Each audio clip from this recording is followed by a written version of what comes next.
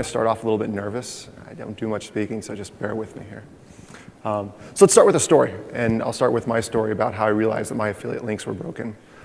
So it starts back about a decade or so ago. I was building out a series of websites that took the soundtracks from extreme sports films. I would use affiliate links to drive people to the individual songs.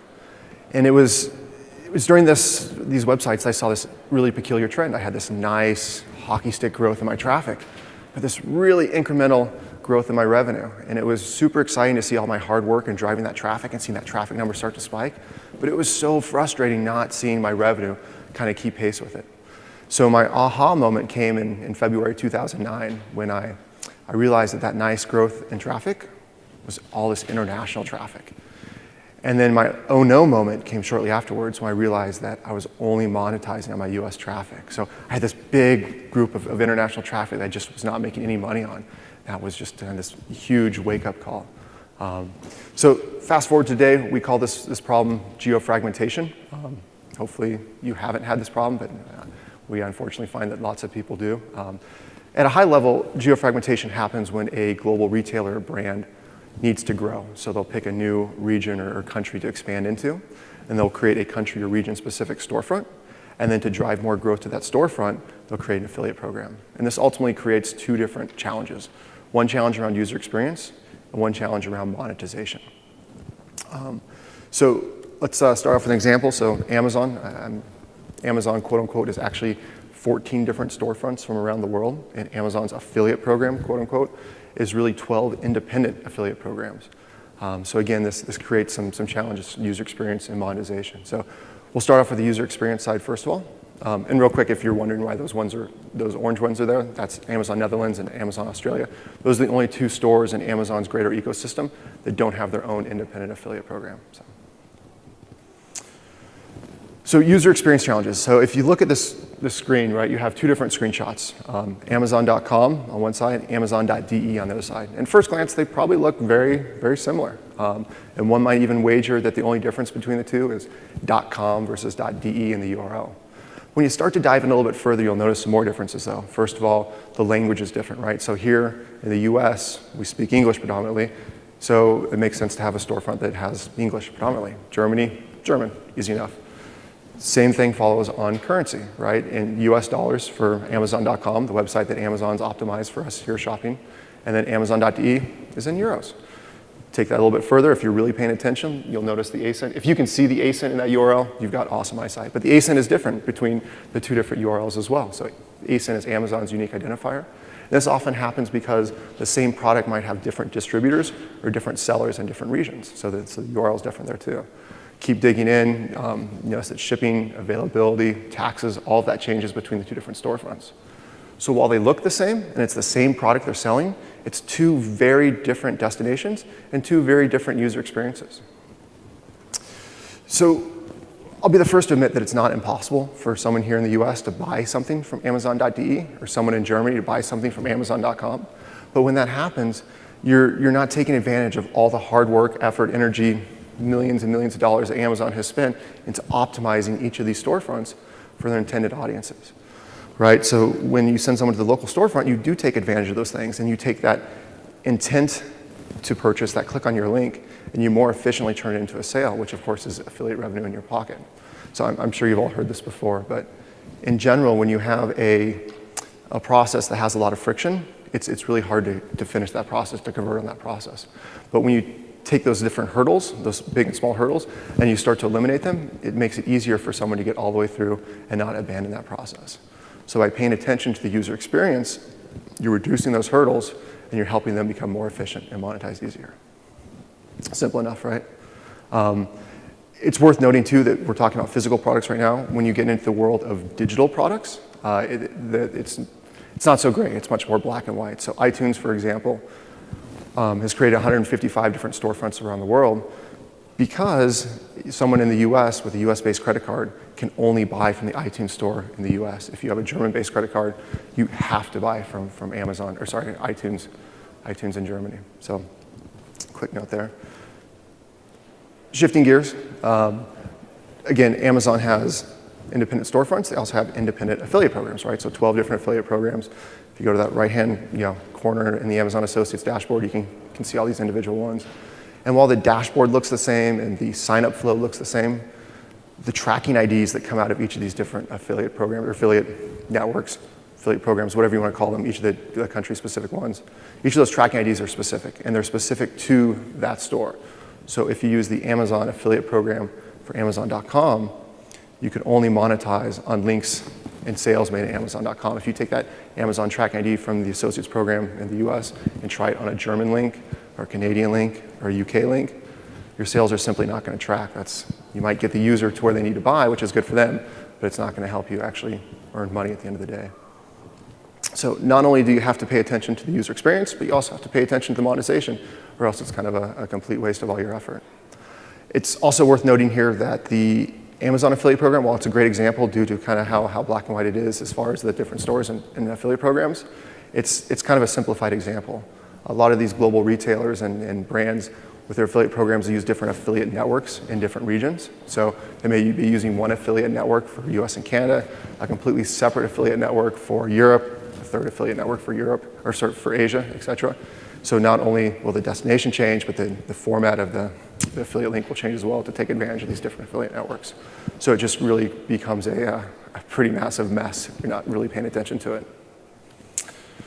Okay, so let's shift gears a little bit. Often most affiliates think that they're doing a great job monetizing their whole traffic, and that's exactly what I thought with my soundtrack websites. Unfortunately, as I realized with my soundtrack websites as well, that's often not the case. So in this example, I'm going to pick on my CBS Interactive friends real quick. So we were working with them for CNET. Once we started first diving in, we took the public profiles of CNET.com from Alexa and SimilarWeb. And it was really interesting to see that while US was the largest source of traffic for them, it was still just a fraction of their total traffic. International traffic made up close to 65% of their total traffic. So we took a look at that. 1 in 3 links was essentially going to the intended destination, right? So their second and third best sources of traffic, UK and India, was again going to Amazon.com. And I'll be first to say that some of those clicks probably converted, but they definitely were not the ideal user experience. So this created an opportunity, right? If they could get their UK traffic to the UK store, Indian traffic to the Indian store, they could increase their commissions, not by having to drive more traffic, but just being more efficient with the traffic they are doing, improving that user experience, improving that conversion rate. So that's exactly what we worked together and did. So we got UK traffic going to the UK Amazon store using the UK Associates program, blah, blah, blah, blah, blah. And this reduced the friction, removed the hurdles, improved the user experience. As a result, conversion rates went up, and there was more money in the bank at every paycheck, or every check for them. And it's the same process that we repeat time and time again. It's the same process, again, if you can focus on your user experience, you'll often see your conversion rates increase as well. The next question that often comes up is this a problem specifically for Amazon? And again, Amazon was an easy case, but we find that there's different levels of how broken the user experience and monetization are when talking about these different retailers and global brands. But almost all of them, with a sampling shown here, face or are cursed rather with some degree of that geofragmentation. So as an associate, using those affiliate links, it's important to pay attention to, because for certain geos, for certain sets of traffic, you're completely missing out. Your links are essentially broken for those users that you go to a specific, would have a better experience going to a specific website or specific storefront. Along the same lines, it's not just geography that will break an affiliate link. In this example, Angry Birds by Rovio, super popular game, you may remember. There's 10 different platforms where you can purchase that game. So if you send everyone through an iOS App Store link, you're essentially breaking the experience for those on Android, for those using Windows Mobile, Kindle Fire, et cetera. So paying attention to geography is important, but also paying attention to the device and operating system as well can definitely play into helping with that conversion rate. Along the same lines, language is another really important one. Some retailers won't create different country-specific storefronts, but rather language-specific landing pages or storefronts. So if you have a bunch of Spanish-speaking traffic, you don't want to send them all to the English landing page when there's a Spanish landing page available, taking that segment of your traffic, sending them to the correct any page in their local language will, again, help improve those conversion rates. So you as an affiliate, why, right? Why should you care about this? And at the end of the day, it's all about increasing your commissions, right? We're here to make more money, mostly. And there's two ways to do that, right? You can increase your traffic, you can improve your conversion rates. And it's, again, very obvious from just the number of sessions at this conference about increasing your traffic that you all work really hard on doing exactly that. But that's only half the equation, right? If you start taking your audience and paying attention to the different segments that make sense for it and start optimizing the experience specifically for them, that conversion rate's going to go up, which leads to an impact in your revenue as well. So I'm not saying to ignore your traffic. I'm saying pay more attention to the traffic you are bringing in, so that at the end of the day, you're not wasting all that hard effort bringing in traffic that doesn't work well for you, or that the hard work that you do put into bringing in that traffic, you can efficiently monetize as well. Cool? So now that we've talked about the problem, we of course want to talk about how to solve it, because what's the point of telling you about a problem if you can't help solve it? So there's two steps to this, and the first step is to understand it. Understand how this is impacting you. So the first thing is do you have international traffic, right? So go to wherever you're housing your links, whether it be your website, Facebook, Twitter, YouTube, etc. And of course, each of these platforms has some sort of analytics package, some sort of reporting.